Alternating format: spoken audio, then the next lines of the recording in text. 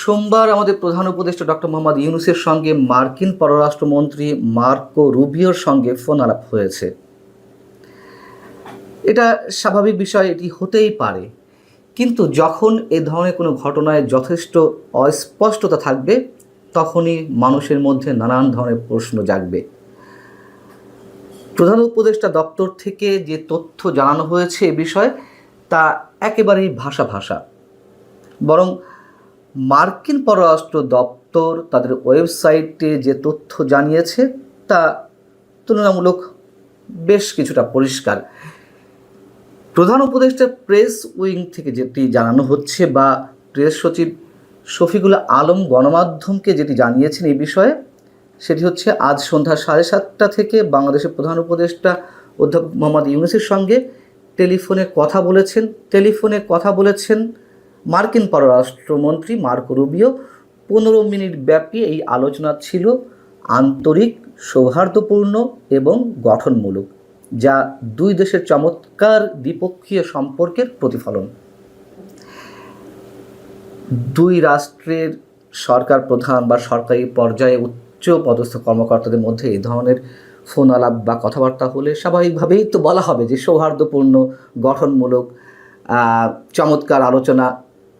কোনো ধরনের উত্তপ্ত বাক্য বিনিময় হলেও তার কেউ বলে না যার দপ্তর থেকে যে এই বিষয়টি হয়েছে, তাই না?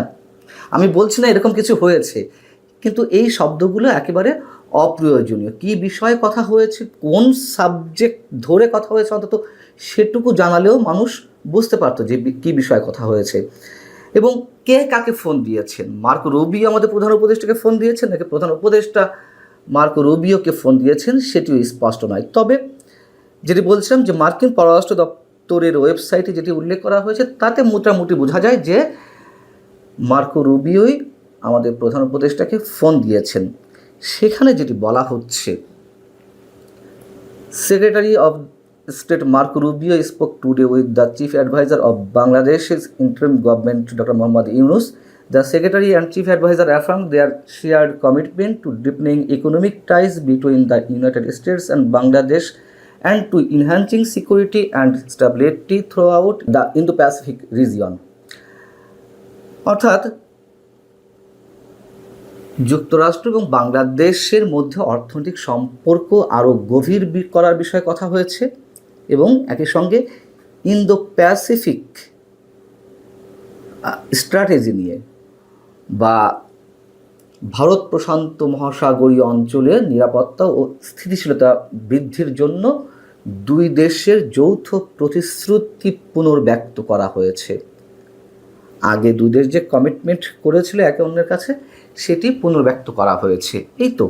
এবং এটা থেকেও আমরা মোটামুটি বুঝতে পারি যে কী বিষয়ে কথা হয়েছে, কী ধরনের কথা হতে পারে, কী ধরনের প্রতিশ্রুতি নতুন করে দেওয়া হতে পারে একে অন্যের প্রতি, মোটামুটি ধারণা করা যেতে পারে।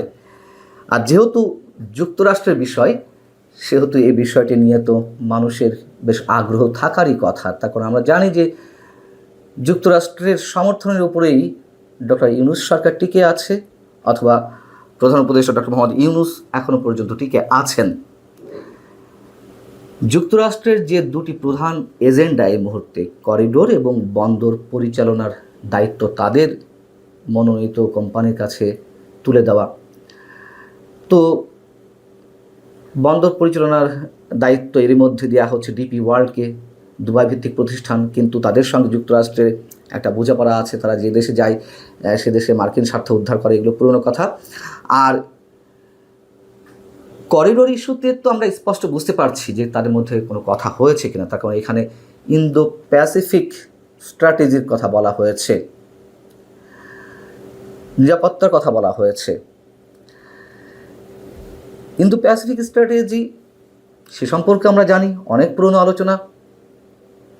এই অঞ্চলে যুক্তরাষ্ট্র তার স্বার্থ উদ্ধার করতে চায় চীনের প্রভাব মোকাবেলার মাধ্যমে, এবং সেক্ষেত্রে অবশ্যই এই বিষয়টিতে ভারত জড়িত, একসাথে ভারতের সঙ্গেই কাজ করতে চায় বাংলাদেশকে নিয়ে।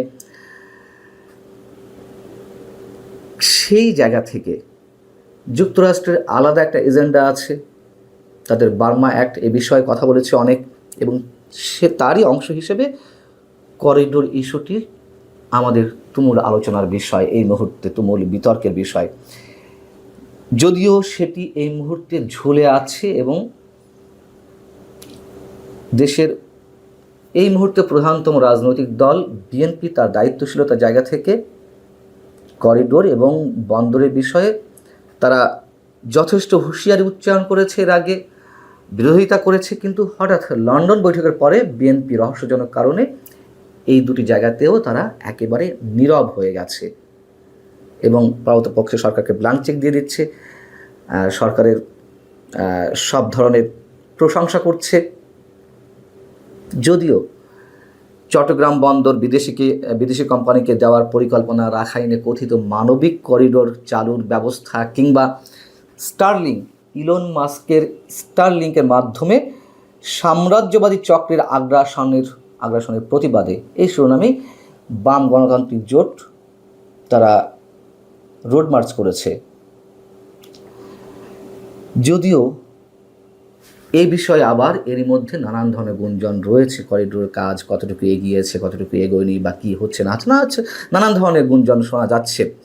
এবং এর বাইরে আর কি আলোচনা হতে পারে, মার্কিন স্টেট ডিপার্টমেন্ট তাদের ওয়েবসাইটে যেটি উল্লেখ করেছে, দুই দেশের অর্থনৈতিক ক্ষেত্রে সম্পর্ক আরও গভীর করা। এখন অর্থনৈতিক ক্ষেত্রে আমরা জানি একটি বিষয় ঝুলন্ত অবস্থা রয়েছে, যুক্তরাষ্ট্র এর মধ্যে মানে ডোনাল্ড ট্রাম্প প্রশাসন আসার পরে সারা বিশ্বের উপরে, শুধু বাংলাদেশ নয়, তাদের মাত্রা অতিরিক্ত শুল্ক আরোপ করলো অন্যান্য দেশ থেকে তাদের দেশে পণ্য আমদানির ক্ষেত্রে।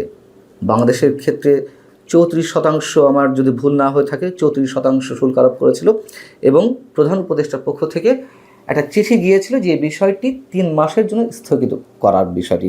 এটি শুধু প্রধান উপদেষ্টার কাছ থেকে নয়, যেসব রাষ্ট্রের উপরে এই শুল্ক আরোপ করা হয়েছিল তাদের সবার কাছ থেকে এই ধরনের রিকোয়েস্ট গিয়েছিল এবং সেটি ডোনাল্ড ট্রাম্প ইতিবাচক সাড়া দিয়েছেন। যদিও আমাদের এখানে কোনো গণমাধ্যম বিশেষ কারোর দ্বারা প্ররোচিত হয়ে এ ধরনের সংবাদ পরিবেশন করেছিল যে ডক্টর মোহাম্মদ ইউনূসের চিঠির পরিপ্রেক্ষিতে যুক্তরাষ্ট্র তার সিদ্ধান্ত থেকে সরে এসেছে।